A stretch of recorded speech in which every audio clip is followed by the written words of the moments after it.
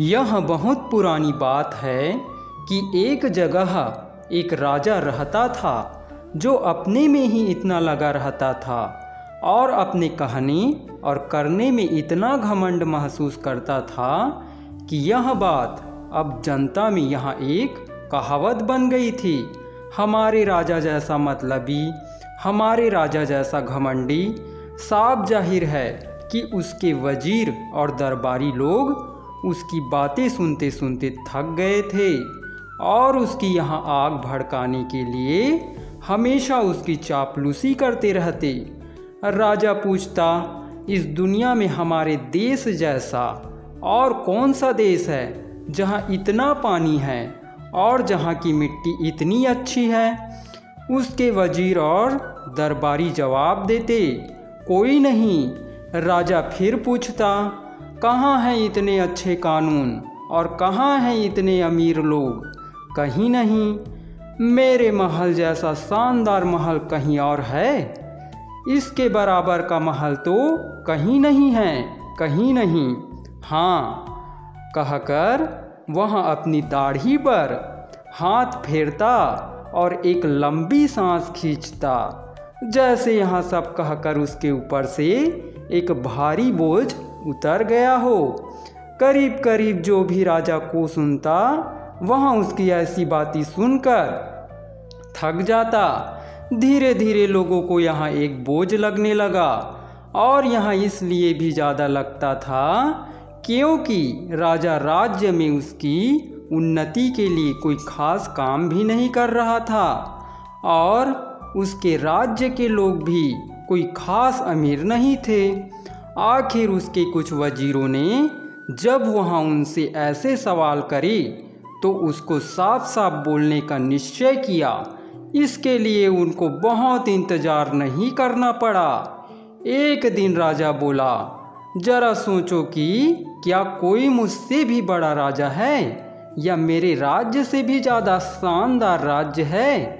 तो उसमें से कुछ वजीर बोले, हाँ है। रोज से अलग जवाब सुनकर राजा बहुत गुस्सा हुआ और बोला, मुझे जल्दी बताओ कि वहाँ राजा कहाँ हैं। मैं अपनी सेना लेकर वहाँ जाऊँगा और उस पर हमला करूँगा। वे बोले, राजा साहब इतनी जल्दी मत कीजिए, हालांकि हम लोग आपके लिए प्रार्थना करेंगे कि आप जीत जाए, पर कहीं अगर आप हार गए तो और आपका देश बर्बाद हो गया तो। यह सुनकर तो राजा को और गुस्सा आ गया। उसने तुरंत ही अपनी सारी सेना को तैयार होने के लिए हुक्म दे दिया। जब वहाँ तैयार हो गई तो वहाँ उसका लीडर बनकर वहाँ उसको लेकर चल दिया। उसने चारों तरफ अपने दूत भेज दिए कि जो राजा उससे लड़ना चाहे वहाँ उससे लड़ने आ जाए। कुछ समय तक तो उसको ऐसा लगा कि उसने दूसरे राजाओं को लड़ने के लिए उकसाया, क्योंकि किसी ने उसका मुकाबला स्वीकार नहीं किया, क्योंकि ऐसी लड़ाई में बहुत खून खराबा होता। जब तक कि इस मतलबी और घमंडी राजा के घमंड को संतुष्ट न किया जाता। पर आखिर एक राजा सामने आया और उसने इस मतलबी और घमंडी राजा को हरा दिया और उसका सारा राज्य शानो शौकत और अमीरी छीन ली। यहाँ उसके घमंड का खात्मा हुआ। अपने कुचले हुए आत्मसम्मान को लेकर उस राजा ने अपना वेश बदला और अपनी रानी और 2 बेटों को लेकर समुद्र के किनारे किसी ऐसी जगह चला गया जहाँ से उसको कोई जहाज मिल जाता। एक जहाज वहाँ से जाने के लिए तैयार खड़ा था। उसने जहाज के कप्तान से पूछा कि क्या वहाँ उसको और उसके छोटे से परिवार को अपने जहाज पर चढ़ाकर वहाँ ले जा सकता है जहाँ वहाँ जा रहा था। कप्तान राजी हो गया, पर जब उसने सुंदर रानी को देखा तो अपना मन बदल दिया। अब वहाँ केवल रानी को ही ले जाना चाहता था, राजा के पूरे परिवार को नहीं। उसने सोचा कि वहाँ उसकी कितनी सुंदर पत्नी बनेगी और अगर वहाँ उसको बेचना भी चाहेगा तो उसको उसका कितना सारा पैसा मिलेगा। सो जब जहाज पर सवारियों के चढ़ने का समय आया तो पहले रानी चढ़ी और फिर जैसे ही राजा और उसके दोनों बेटे चढ़ने को थे कि कुछ मजबूत आदमियों ने, जिनको कप्तान ने यह करने के लिए पहले ही कह रखा था, उनको किनारे पर ही रोक लिया और उनको जहाज पर चढ़ने नहीं दिया। उन्होंने उनको तब तक वही पकड़े रखा जब तक कि जहाज पानी में काफ़ी दूर तक नहीं चला गया। रानी ने जब देखा कि राजा और उसके दोनों बेटों को जहाज पर चढ़ने नहीं दिया गया तो वह बहुत ज़ोर से रो पड़ी। उसने अपना माथा पीटा, अपने कपड़े फाड़ डाले और दुखी होकर जहाज के डेक पर गिर पड़ी और फिर बेहोश हो गई। उसकी यह बेहोशी बहुत लंबी थी। हालांकि कप्तान ने उसको जल्दी होश में लाने की बहुत कोशिशें की, फिर भी वहाँ 1 घंटे से ज़्यादा बेहोश रही, जैसे मर गई हो। आखिर वहाँ होश में आई। इस बीच कप्तान बहुत सावधान था। उसने उसके लिए एक बहुत अच्छे बिस्तर का इंतजाम कर रखा था। उसको जहाज का सबसे अच्छा खाना दिया जाता था, पर इस सब से कोई फ़ायदा नहीं था क्योंकि रानी ना उसकी तरफ देखती थी और ना उससे बात करती थी। ऐसा कई दिनों तक लगातार चलता रहा, यहाँ तक कि जब कप्तान उसका प्यार पाने में नाकामयाब रहा तो उसने उसको बेचने का निश्चय किया। उसी जहाज पर एक अमीर सौदागर भी यात्रा कर रहा था। उसने भी रानी को देखा। उसको पता चला कि कप्तान उसका प्यार पाने में नाकामयाब रहा तो उसको लगा कि वहाँ उसको खरीद ले, शायद वहाँ उसका प्यार पा जाए। सो उसने कप्तान को एक बहुत बड़ी रकम देकर रानी को खरीद लिया और इस तरह रानी अब उस सौदागर के पास आ गई। बहुत ही कोमलता से उसने रानी को खुश करने की और उससे प्यार जताने की कोशिश की।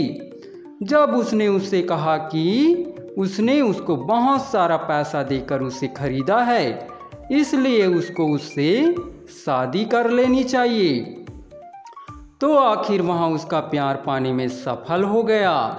रानी ने कहा, हालांकि तुम्हारे और कप्तान के बीच में जो सौदा हुआ है वह बिल्कुल गैरकानूनी है, क्योंकि कप्तान को मुझे तुम्हें बेचने का कोई अधिकार ही नहीं है, क्योंकि मैं उसकी हूँ ही नहीं।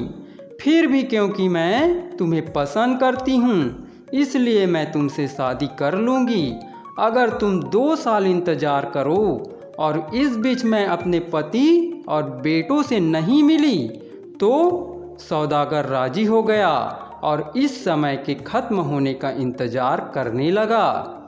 उधर जैसे ही जहाज़ आँखों से ओझल हुआ तो उन आदमियों ने राजा और उसके दोनों बेटों को छोड़ दिया। अगर राजा की इच्छा होती तो भी अब उनसे बदला लेना तो बेकार था। सो अपने दोनों बेटों को छोड़कर वहाँ समुद्र से दूर जमीन की तरफ तेजी से चल पड़ा। उसके दोनों बेटे रोते बिलखते उसके पीछे पीछे दौड़े। वे चलते रहे जब तक कि वहाँ एक नदी के किनारे नहीं पहुँच गए। नदी तो उथली थी पर उसमें पानी का बहाव बहुत तेज था।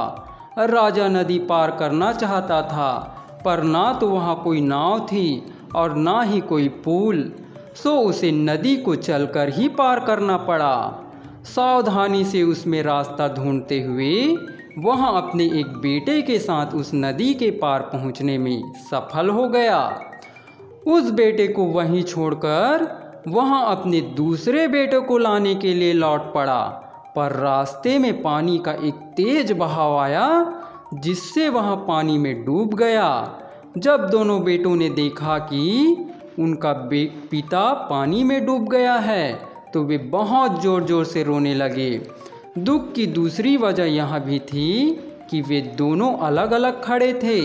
वे एक दूसरे को चिल्ला चिल्ला कर एक दूसरे को बुलाते रहे, इधर से उधर घूमते रहे, जब तक कि वे थक नहीं गए और उनको नींद नहीं आ गई। तभी वहाँ एक मछियारा अपनी नाव लेकर आया।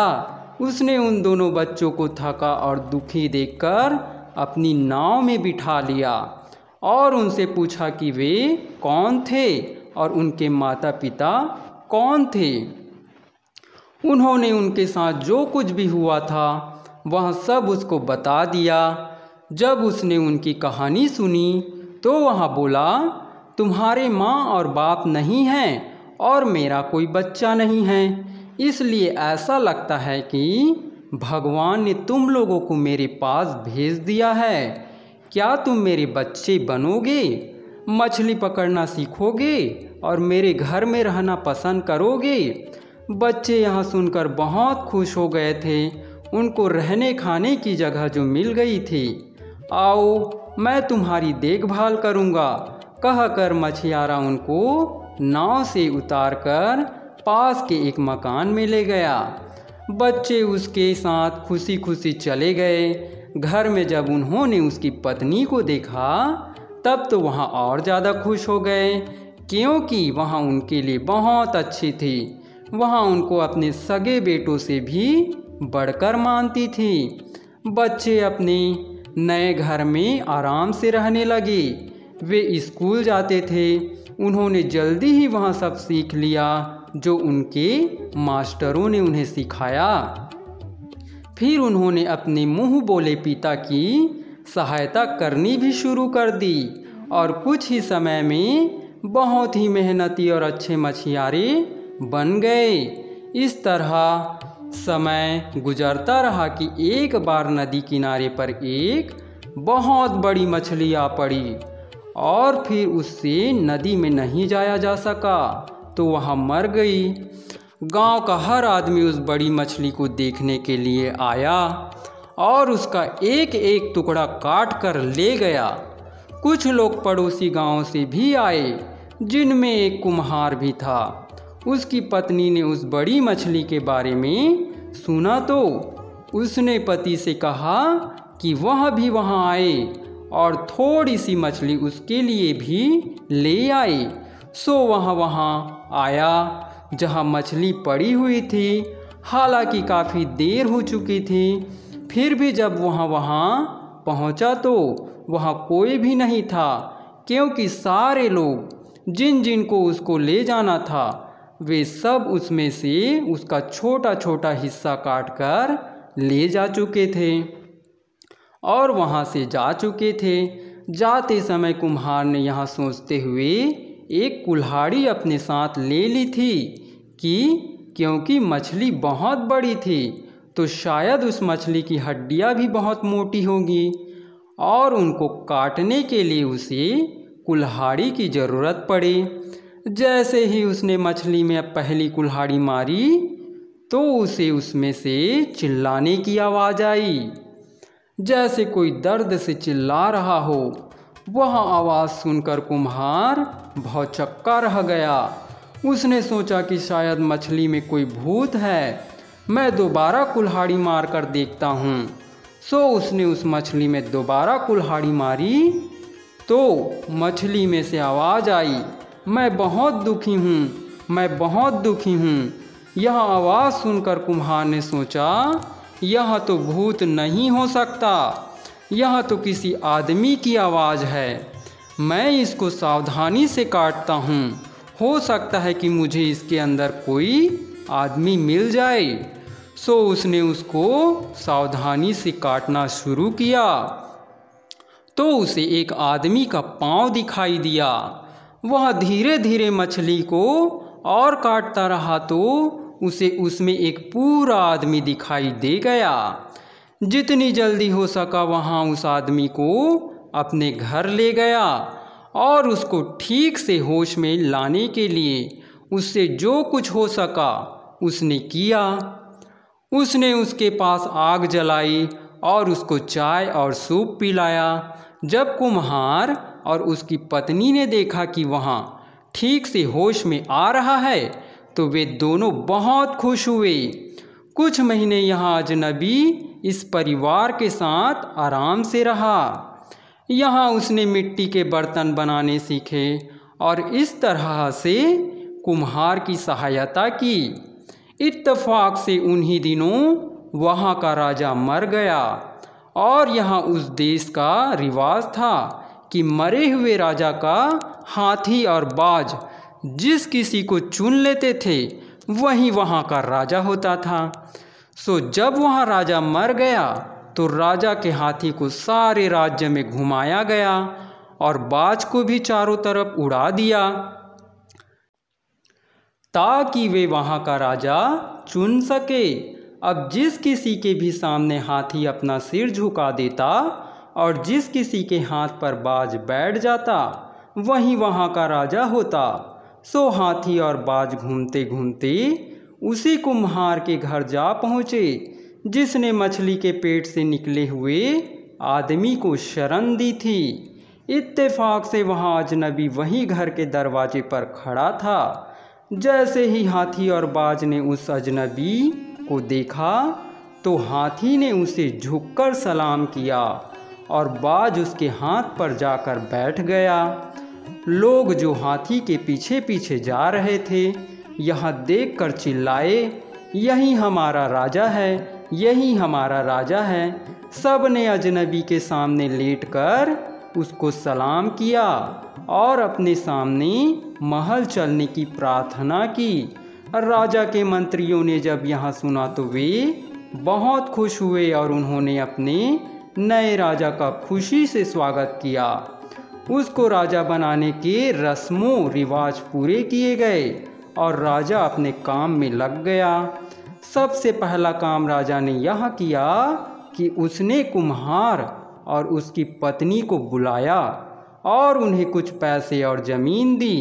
इस तरीके से और दूसरे तरीक़ों से भी न्याय करके अच्छे नियम बनाकर होशियार और अक्लमंद लोगों को चुनकर राजा ने बहुत सारे लोगों का प्यार पा लिया।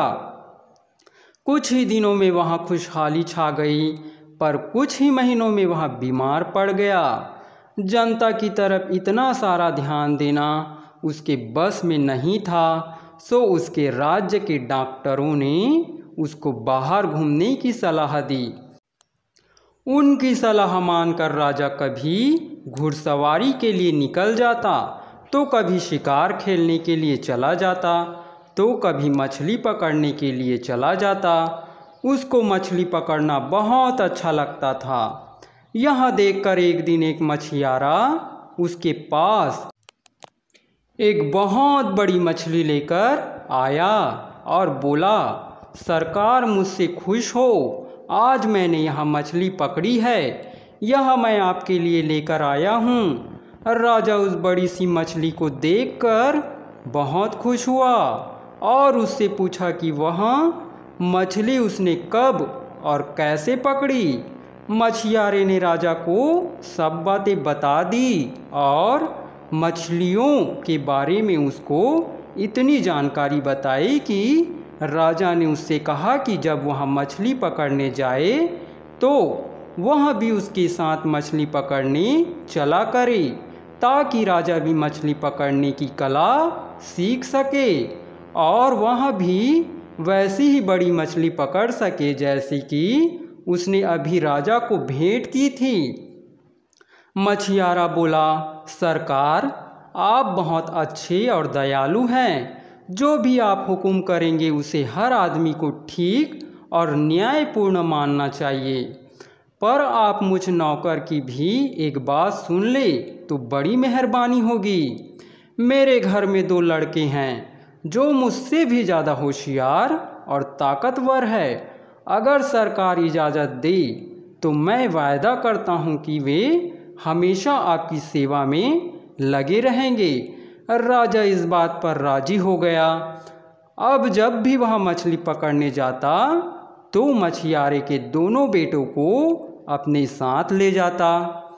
धीरे धीरे राजा की उन दोनों बेटों से जान पहचान बढ़ती गई और राजा उनको बहुत चाहने लगा क्योंकि वे बहुत तेज थे, होशियार थे, सुंदर थे और स्वभाव के बहुत अच्छे थे। बाद में उसने कुछ ऐसा इंतजाम कर लिया कि वह कहीं भी जाता तो उनको अपने साथ ही रखता। करीब करीब इसी समय जिस सौदागर ने उस राजा की पत्नी को खरीदा था, जो नदी में डूब गया था, व्यापार करने के लिए इस राजा के देश में आया।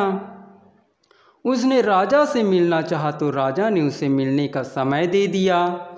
उसने बहुत सारे कीमती जवाहरात और सामान राजा को दिखाया और राजा उसका सामान देखकर बहुत खुश हुआ और उस सब के बारे में उससे कई सवाल पूछे। उसने उससे उन देशों के बारे में भी पूछा जहाँ से उसने उनको खरीदा था। सौदागर ने राजा को सब बता दिया तो उसने राजा से उसके राज्य में व्यापार करने की इजाज़त और सुरक्षा मांगी। राजा ने तुरंत ही उसकी मांग स्वीकार कर ली। उसने उसको इस काम के लिए कुछ सिपाही दे दिए जो सौदागर के आंगन में हमेशा पहरा देते थे। उसने मछियारे के दोनों बेटों को भी उसके घर में सोने के लिए भेज दिया। एक रात इन दोनों बेटों को किसी वजह से नींद नहीं आ रही थी, तो छोटे भाई ने बड़े भाई से कहा कि वह उसको कोई कहानी सुनाए ताकि उसे नींद आ जाए। बड़ा भाई बोला, ठीक है, मैं तुझे अपने साथ घटी एक घटना सुनाता हूँ। कहकर उसने उसको यह कहानी सुनाई। एक बार की बात है कि एक बहुत ही बड़ा पढ़ा लिखा और अमीर राजा था, लेकिन वह बहुत घमंडी था। एक बार वह अपनी सेना लेकर दूसरे राजाओं को लड़ाई की चुनौतियाँ देता हुआ बाहर निकल पड़ा तो कुछ राजा तो उससे हार गए, पर एक राजा जो उससे ज़्यादा ताकतवर था उससे लड़ा और उसने उसको हरा दिया। हारा हुआ राजा अपनी पत्नी और दो बेटों के साथ किसी तरह बचकर भाग निकला। भागते भागते इस आशा में वह समुद्र के किनारे पहुंचा कि शायद उसको वहां कोई जहाज़ मिल जाए तो वहां उसमें बैठकर बाहर निकल जाए, जहां जाकर वहां अपनी मुसीबतों को भूल जाए और नए सिरे से ज़िंदगी शुरू कर सके। कई मील चलने के बाद वे समुद्र के किनारे पहुँचे। खुशकिस्मती से उनको एक जहाज़ मिल गया जो किनारा छोड़ने ही वाला था। राजा ने जहाज़ के कप्तान से उनको ले जाने की बात की तो कप्तान मान तो गया, पर अफसोस वह कप्तान बहुत ही बुरा आदमी था। उसने पहले रानी को जहाज़ पर चढ़ाया और फिर जैसे ही राजा और उसके दो बेटे जहाज़ पर चढ़ने लगे तो उसके आदमियों ने उन सबको वही किनारे पर ही रोक लिया और उनको तब तक रोके रखा जब तक वह जहाज़ आँखों से ओझल नहीं हो गया। उफ़, राजा के लिए वह कितना भयानक समय था। दुखी दिल से वह अपने दोनों बेटों के साथ वहाँ से लौट पड़ा। वह फिर कई मील चला। वह यह भी नहीं जानता था कि वहाँ कहाँ जा रहा है। चलते चलते वहाँ एक नदी के पास आ पहुँचा जिसका बहाव बहुत तेज था, क्योंकि उस नदी को पार करने के लिए वहाँ ना तो कोई नाव थी और ना ही कोई पुल, सो उसको वहाँ नदी चलकर ही पार करनी पड़ी। उसने अपने एक बेटे को लिया और नदी पार कर गया। फिर वहाँ अपने दूसरे बेटे को लेने आया, पर बीच में ही वह डूब गया। तब से उसका कोई पता नहीं है। तू समझ सकता है कि पिता के डूबने के बाद उन दोनों बेटों की क्या हालत हुई होगी। उस समय रात होने वाली थी। उनके पास ना तो कोई खाना था और कोई रहने की कोई जगह। ना उनको यह मालूम था कि वे कहाँ जाए। एक नदी के एक किनारे पर खड़ा था और दूसरा दूसरे किनारे पर। वह एक दूसरे के पास भी नहीं जा सकते थे। आखिर उसी समय एक मछियारा अपनी नाव में आया और दोनों बच्चों को अपनी नाव में बिठाकर अपने घर ले गया। वहाँ उन दोनों को बहुत चाहने लगा और उसकी पत्नी भी। इस तरह वे दोनों उनके माता पिता जैसे हो गए। यहाँ उनके साथ 2 साल पहले हुआ था। अब वे दोनों लड़के दूसरों को उनके असली बेटे जैसे लगते हैं। सो मेरे भाई, वे दोनों लड़के हम दोनों हैं और यहाँ है हमारी कहानी। कहानी इतनी मज़ेदार थी और उसका अंत भी इतना अच्छा था कि बजाय सोने के छोटे भाई की आँख और ज़्यादा खुल गई। यह कहानी कहीं भी इतनी अच्छे से कही गई थी कि इसने दूसरों का ध्यान भी अपनी तरफ खींच लिया। इत्तेफाक से सौदागर की खरीदी हुई पत्नी इस समय जाग रही थी। उसके कमरे और दुकान के बीच में केवल पतला सा पर्दा था। सो वहाँ यहाँ सारी कहानी सुन रही थी। उसने अपने मन में सोचा, ज़रूर ही ये दोनों मेरे दोनों बेटे हैं। वह अपने कमरे में से उठकर आई और उसने उन बच्चों से कई सवाल पूछे। 2 साल में ही बच्चों में काफ़ी अंतर आ गया था, जिससे वह उनको देखते ही नहीं पहचान सकी। पर फिर भी उनमें कुछ ऐसी पहचान थी जो वे कितने भी बड़े हो जाते, उनकी माँ उनकी उस पहचान को नहीं भूल सकती थी। ये पहचान और उसके सवालों के जवाबों ने उसके मन में आए विचारों को पक्का कर दिया कि वे दोनों उसी के बेटे थे। वह उन दोनों को गले लगाकर रो पड़ी। इससे उनको भी लगा कि वही उनकी रानी माँ थी, जिसके बारे में वे अभी अभी बात कर रहे थे।